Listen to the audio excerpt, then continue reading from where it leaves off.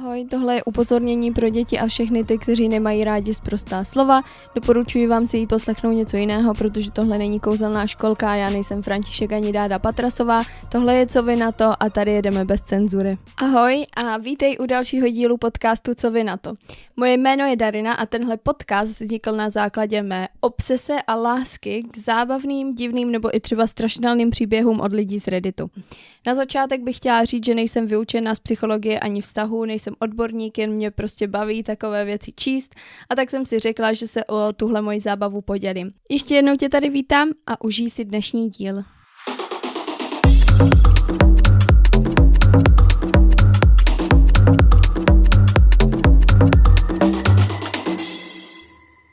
Ahoj, vítám tě u nového dílu podcastu Co vy na to. No a tak, jak skoro vždycky zkusím to dlouho neokecávat. Každopádně doufám, že máte krásný den, tak jako vždycky. Doufám, že se vám daří dobře, doufám, že to zvládáte a jenom bych vám chtěla říct, že nikdy to není tak špatné, jak to vypadá. Každá bouře se jednou přežene a na konci je taková ta dobrá pobouřková nálada a nakonec to sluníčko stejně vysvitne. Někdy rychleji, někdy pomalej, ale vždycky k tomu prostě dojde. Takže jenom, abyste věděli, každý máme na hovno dny a já jsem zrovna jeden měla. A tak jsem vám jenom chtěla říct, že to nakonec stejně přejde. No a jak jsem slíbila, že to nebudu dlouho obkecávat, jdeme na první příběh dnešního dílu, který je na téma Jsem kráva. Jsem debil, jsem kráva. Jsem kráva za moji reakci na brutální upřímnost, v uvozovkách, přítele mé sestry. Už teď vím, že toho přítele nemám ráda, protože nesnáším lidi, co říkají brutálně upřímný. Doufám, že jsem to nikdy neřekla, že to nenajdete někde, protože to je fakt většinou, už teďka to vím, že to bude nějaký takový ten kreten, co prostě vždycky všechny uráží a pak řekne, ty nemůžeš ustát mou brutální upřímnost, já jsem jenom brutálně upřímný, to je jenom upřímnost. No nic, jdeme. Tak to bude úplně jinak a já jsem teďka odsoudila úplně nevidého člověka. Jdeme dál. Já, žena 35, moje sestra, žena 27, začala před několika měsíci chodit s jedním z těch brutálně upřímných kluků. Umí být docela hrubý a občas se o mě a mé rodině vyjádřoval backhandově, což je otravné, ale moje sestra říká, že není zlomyslný, ale je prostě jenom brutálně upřímný a měli bychom si na to zvyknout. Prosím, můžete hrát takovou tu chlastací hru, kdykoliv, kdy řeknu brutálně upřímný, se napijete. Já si myslím, že budete do konce tohle dílu opilí. Navštívila jsem dům svých rodičů, abych oslavila narozeniny mé sestry a můj manžel se mnou nemohl jet, protože byl zaneprázdněný. Po oslavě jsme všichni zasedli k večeři a přítel mé sestry řekl, že je divné, že s manželem nemáme děti, protože jsme svoji už 6 let. Byla jsem šokovaná, že to jen tak nadhodil, ale dala jsem mu krátkou odpověď, že je to kvůli problémům s neplodností. Zeptal se, na které straně a já jsem nechtěla odpovědět, ale moje sestra řekla, že je to na mé straně. Bylo mi nepříjemné, když se na mě na vteřinu podíval a řekl, že nemít děti je možná dobrá věc, protože si myslel, že ženy na 30 by mohly kvůli věku produkovat vadné děti. Řekl co? Řekla jsem mu, že to není jeho věc, ale on řekl, že jen dává svůj upřímný názor a to je vše. Já jsem mu na oplatku řekla a přitom udržovala oční kontakt. Věř mi, kdybych chtěla názor kreténa, ozvala bych se. Doslova všichni u stolu propukli v smích a moje sestra a její přítel byli ohromeni. O několik sekund později se její přítel omluvil a moje sestra mě následovala a poté, co odešli, mi poslala SMS, že jsem byla zlá a neúctivá k jejímu příteli a zlomyslně jsem ho urazila, protože řekl svůj upřímný názor. Také mi řekla, že jsem jí zničila narozeniny tím, že jsem malicherná a udělala z jejího přítele výsměch večera před celou rodinou. Neodpověděla jsem, ale požadovala ode mě omluvu poštou co nejdříve. Máma souhlasila, že jsem neměla říkat, co jsem řekla a měla jsem ho ignorovat, protože všichni ví, jaký je. Tohle přesně nenávidím. Takový debilní lidi, co prostě si otvírají hubu, jsou extrémně upřímní, nebo jak to tam řekla jenom, brutálně upřímní, ale když jim vlastně něco řeknete, tak je to hrozně jako, že většinou na vás vytáhnou, ale ty vůbec nerozumíš legraci, ale ty vůbec si ze sebe nedokážeš udělat srandu. Jo, já si ze sebe dokážu udělat docela dobrou srandu, ale nemám ráda, když mě někdo uráží. veřejně. To se mi nelíbí a to nemá se udělání si srandou sama za sebe nic společného. Ale potom, když je ve finále urazíte, nebo něco urazíte, ale jenom jim to vrátíte, tu jejich medicínu, tak potom jsou hrozně moc uražení, jakože proč? No, takových lidí znám spoustu. A ve finále není to vtip, pokud to ten člověk nepovažuje za vtip, tak bych tomu řekla asi. Pokud já někomu něco řeknu a myslím si, že je to vtip a ho to urazí, tak se mu omluvím. Nedělám z toho jakože ty jste nepochopil, to byl jenom vtip. Jako dělám si srandu z kamarádů, dělám si srandu, ale vím, co si můžu dovolit a když vidím, že to ten člověk nebere a že to není jeho styl humoru, tak toho okamžitě nechám a omluvím se. Tak by to mělo být. Pokud to prostě pro toho člověka není humor, tak to není humor. Sorry. Jo a otázka teda zněla, jsem kráva za moji reakci na brutální upřímnost přítele mé sestry. A já říkám, že ne, že nejsi kráva. A myslím si, že už jsem se k tomu vyjádřila.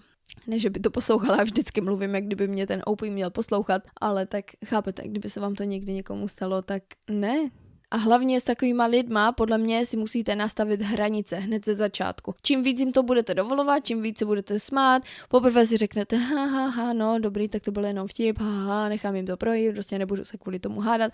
Já vím, já jsem třeba taky člověk, který moc nechce vyvolávat nějaký konflikty nebo tak, ale prostě občas s některýma lidma si musíte stanovit hranice. Jinak takoví lidi, jak jednou zjistí, že tu hranici můžou přešlápnout nebo přejít, tak si to pak budou dovolovat víc a víc, že jo. Nevím, prostě mi přijde, že ten přítel té její sestry je akorát rozmazlený děcko, které pravděpodobně šikanovalo všechny okolo a nikdo mu nikdy neřekl, že je to špatný a že je to urážlivé a pravděpodobně mu i ty rodiče dovolovali takové chování a proto si myslí, že je to v pořádku takhle se chovat k lidem. Myslím si, že Opie udělala dobře, odteď bude vědět, že o jeho názory prostě nestojí a že si nenechá takhle urážet, dejme tomu, a že se to na ní prostě nemůže dovolit. Ať to bude jakoliv. Já si myslím, že to i přijde, že nebude furt naštvaný, ale bude si pamatovat, že nic takového nemá říkat. Možná si to ještě jednou zkusí a jestli ona nepovolí, tak už bude vědět.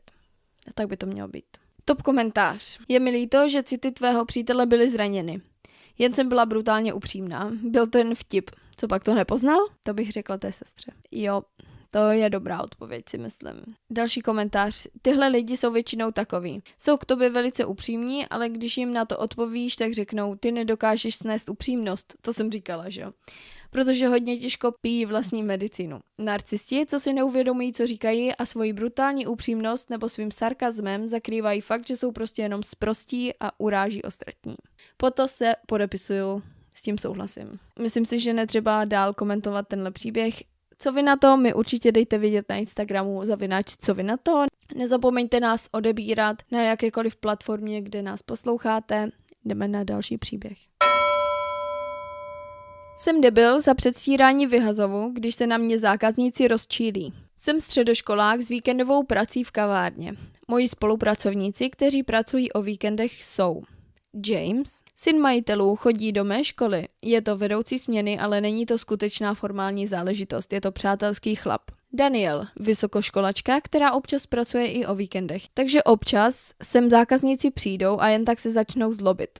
Většinou kvůli maličkostem. Jako doslova jen tak vylítnou pro nic za nic. Nevím, jestli už nemají špatnou náladu, když přijdou a hledají někoho, na koho by si to jenom vybili, nebo co, ale je toho hodně. Jako jak smutný musíš být, když jsi dospělý člověk a vybíjíš si vztek na středoškolácích a vysokoškolácích. Takže jsme si s Jamesem řekli, že si s nima užijeme trochu legrace a snad se nám podaří se jich zbavit. Takže jednoho dne jsem byl v práci a nějaký chlapce rozčiloval nad tím, jak neuvaříme kávu dostatečně horkou. S čímž jsem nemohl nic dělat, protože jsem mu ji dal přímo z automatu. Takže přišel James a řekl, pane, je tady nějaký problém? A ten chlap na něj taky začal řvát, takže řekl, OP, to je nepřijatelné, máš padáka. Začal jsem se chovat opravdu smutně, jako, ne, prosím, nevyhazujte mě, moje rodina potřebuje peníze, potřebuji tuhle práci, prosím, nedělejte to. A on si zahrál na tvrďáka a řekl mi, abych si sundal zástěru a odešel. Okamžitě. Rozlobený chlapek začal ustupovat, jako, to není tak velký problém, pane, nemusíte ho kvůli mě vyhodit, já to tak nemyslel.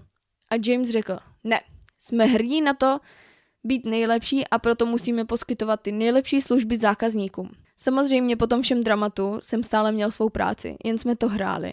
A už jsme to párkrát udělali, kdykoliv zákazník ztratí nervy na Daniel nebo na mě, James vtrhne dovnitř a vyhodí nás. A téměř pokaždé se ten, kdo přišel naštvaný, omluví a řekne, že to tak nemyslel.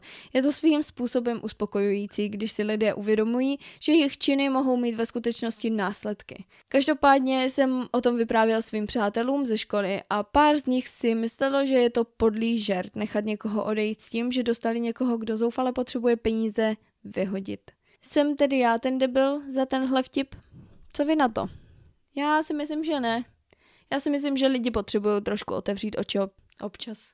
Já jenom doufám, že když mě někdy neposloucháte, tak si nemyslíte, že já si o sobě myslím, že jsem nějaký bůh, co může každého soudit a na všechno má odpověď. To jako vůbec ne, prostě já jenom dávám nějaké svoje názory asi a baví mě porovnávat s tím, co je na tom Redditu, jaké mají názory ostatní lidi a tak to prostě beru. Jenom občas, když mám takovou odpověď, jakože teďka bych řekla, že každý z nás má někdy na hovno den. Nicméně si myslím, že jsou mezi náma lidi, kteří nikdy nepracovali ve službách. Prodavač, hosteska, barmanka, housekeeping, prostě něco v hotelech, úklizečka, cokoliv, co je v takových službách, jakoby, kde pracujete s lidma, děláte službu pro lidi. Někteří lidi to prostě nezažili nikdy, jo? Jsou takový lidi, je jich spoustu. A takový lidi si neuvědomujou, občas si myslím, jaký to je. A nikdy si neuvědomujou, že jsou za tou pokladnou jenom lidi. Někteří lidi si taky myslí, mám takový pocit v dnešní době, možná to není jenom v dnešní době, možná to tak bylo už dřív, že jsou ta hlavní postava. Protože co jiného chcete dělat? Ve svém životě jste hlavní postava. Ale já si myslím, že přece jenom bychom měli chodit v tom životě s trochou respektu. A to, že se něco stane špatného, že dostaneme studené kafe nebo neosolený hranolky, nebo že nám zapomenou dát zmrzlinu v Mekáči, i když jsme si ji objednali. Že to nestojí za to, aby jsme tam přišli a udělali scénu a prostě totálně jim vynadali, jak kdyby byli úplně nejmenší povl a jak kdyby prostě jsou to furt jenom lidi. Lidi, kteří mají svoje životy, kteří nepracují jenom v Mekáči, nejsou to 100% prostě zaměstnanci, jak nějaký robot, mají svoje starosti, mohlo se cokoliv stát, prostě my to nevíme a je prostě třeba chodit s respektem. A jakýmkoliv lidem ve službách brát je jako lidi a ne jako někdo, kdo vám má udělat nějakou službu. Já to chápu, že za to platíte svoje těžce vydřené peníze, ale nezáleží na tom prostě.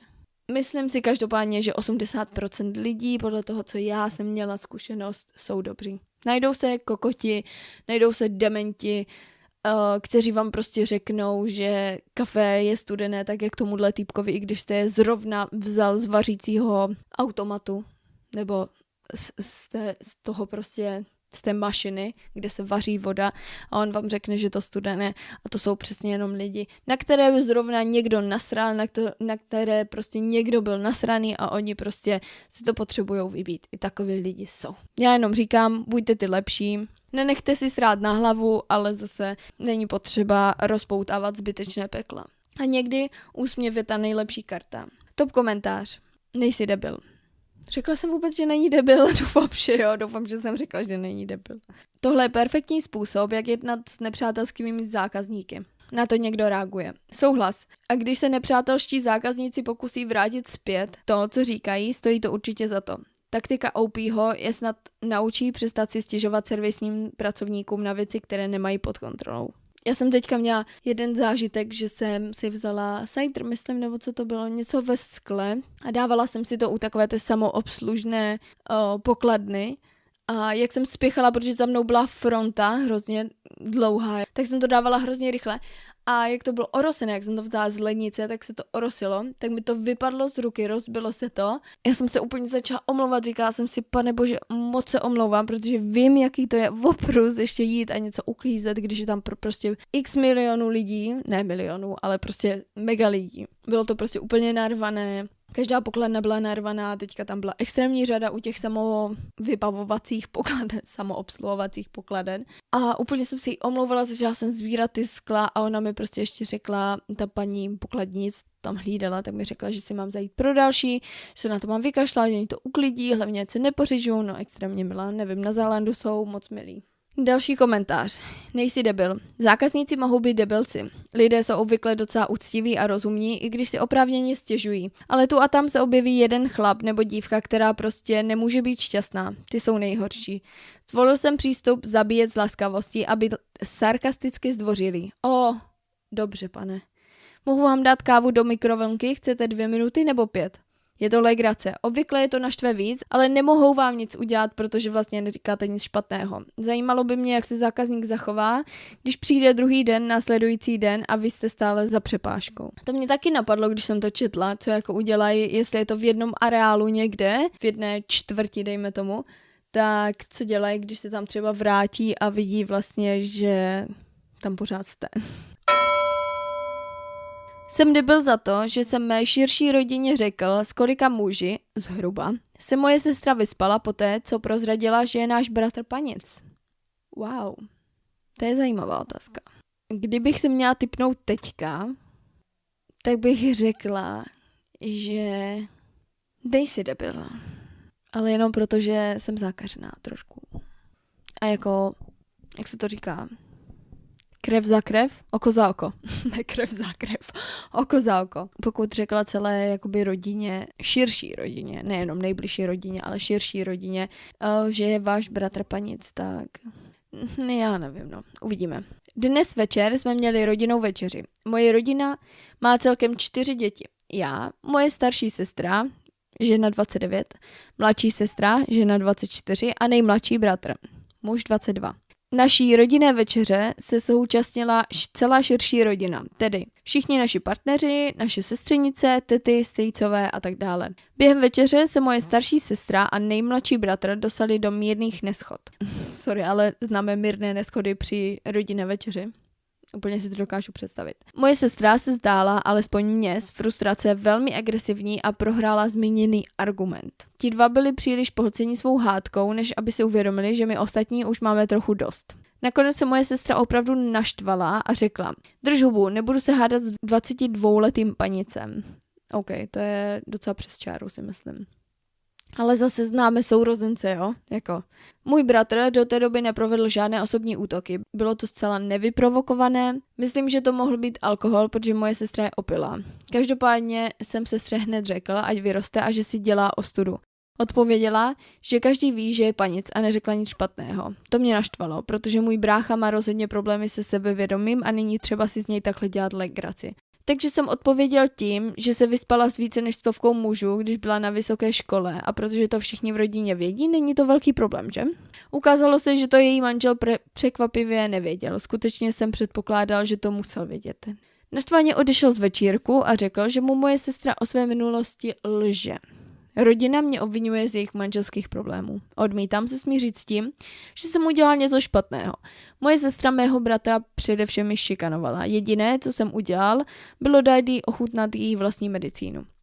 Nevím, jsem na vážkách. Řekla bych, že to byla jejich hádka a OP neměl právo se do toho zaplétat a vytahovat takovou věc, ale zase prostě je to sourozenecká hádka. O toho prostě sourozenci jsou, tak to prostě chodí. Pokud nemáte sourozence, se kterým si nevyčtete úplně ty největší špinavosti, které jste udělali, tak to prostě nejsou sourozenci, ne? Možná to tak všichni nemají, ale já ze Sejgrou určitě jsem to tak měla. Teďka už ne, že jo? Každá žijeme na jiné straně světa, takže si nemáme co vyčítat, protože o sobě moc vlastně jako nevíme, pokud si to neřekneme. Ale když jsme byli mladší, tak ty hádky byly jako brutální. Nikdy jsem se nepohádala tak, jak s mojí Sejgrou. Ale taky jsem to tak ani nikdy nebrala, jakože za 5 minut se to prostě zapomene. Jenom je problém v tom, že oni to vytáhli před rodinou. A tam už se vytváří ten problém trošku. Nevím, jsem tady jako dost nerozhodně, dost na vážkách. Za mě úplně, abych byla upřímná, tak za mě nejsi debil. Za mě prostě ne. Podíváme se, co rozhodl Reddit a vy mi klidně napište, co jste si mysleli vy. OK, rozhodnutí teda Redditu bylo, že je to nerozhodně, teda všichni jsou na hovno, dejme tomu, oba blbci. Top komentář. Osobní útoky od jedné osoby neznamená, že by je měl dělat taky někdo jiný, zejména ne vy, pokud jste ani nebyl součástí té hádky. Což ano, chápu, pokud by ten někdo, kdo se do toho zapletl, byl úplně někdo cizí, třeba bratranec, který jakoby v tom nemá moc zapletení. Ale pokud je to starší brácha toho kluka, který je součástí té hádky, tak to potom chápu. To jsou prostě sourozenci. Já vím, že to jako říkám, jak kdyby já nevím co, jak by si sourozenci mohli dovolovat, co chcou, ale jakoby v finále jo, ne? Nevím. Tak já to prostě beru. Kdyby to prostě byl někdo úplně cizí, tak se do toho nemůže zaplést. Nemůže to být prostě, když se bude hádat ten mladý kluk s tou holkou a zaplet se do toho té holky kluk a začat jet do toho mladšího. To se prostě neuznává, ale když je to prostě brácha jich obou, no nevím. Jsem z toho trošku taková. Tyrani mají tendenci si myslet, že jsou nezranitelní, dokud nejsou. A mají tendenci se bezdůvodně rozzlobit za to, že na ně lidi vytáhli totéž. Očekávají, že jejich oběti budou lepšími lidmi. Na to někdo komentuje, spíše očekávají, že oběť bude zbabělec než lepší člověk. Tady někdo píše, že nejsi debil, nesouhlasím. Oheň ohněm je oprávněný. Pokud druhá osoba tvrdí, že určité špatné chování není zase tak špatné, pokud to tvrdí a pak fňukají, když se jim to vrátí, dělá to z nich jen pokryteckého debila. Uniká vám fakt, že sestra si myslí, že je to údajně přijatelné, takže on jen vrací to, co si myslí, že je přijatelné téma konverzace. Upřímně nechápu, jak to z něj dělá kreténa. Jo, přesně to jsem si myslela, doufám, že jsem to i nějak jako slušně vysvětlila. Na to někdo reaguje, zejména nejsi debil, protože se zdá, že lhala svému manželovi o své minulosti. Zdá se, že to všem nedochází.